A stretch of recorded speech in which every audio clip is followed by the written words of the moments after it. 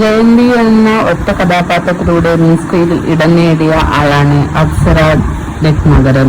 സംവിധായകൻ RB ഫ്രാൻസിസിന്റെ കൂടെ 3 വർഷം മുമ്പാണ് അപ്സര രത്നാകരന്റെ കല്യാണം കഴിഞ്ഞത്. ഇവരുടെ പ്രണയ വിവാഹമായിരുന്നു.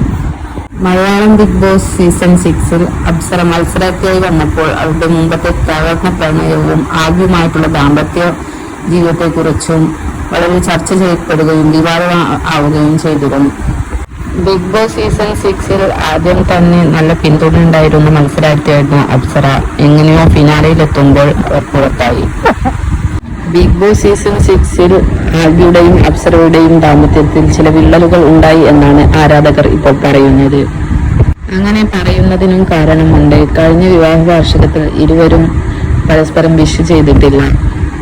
മാത്രമല്ല ബിഗ് ബോസ് സീസൺ 6-ന് ശേഷം ഇരുവരും അവരുടെ സ്വന്തം ചാനലിൽ ഒരുമിച്ചെത്തുകയോ അധികം ഫോട്ടോസ് പോസ്റ്റ് ചെയ്യുകയോ ചെയ്തിരുന്നില്ല.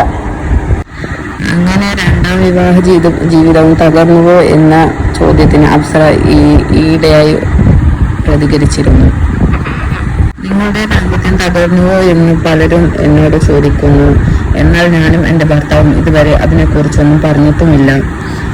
ഞാൻ മറ്റുള്ളവരുടെ കാര്യത്തിൽ ഇടപെടാതിരിക്കുന്ന ഒരാളാണ്. അതേപോലെ എൻ്റെ കാര്യങ്ങളിൽ നിന്നും ഞാനത് പ്രതീക്ഷിക്കുന്നു എന്ന് അപ്സര വെളിപ്പെടുത്തി.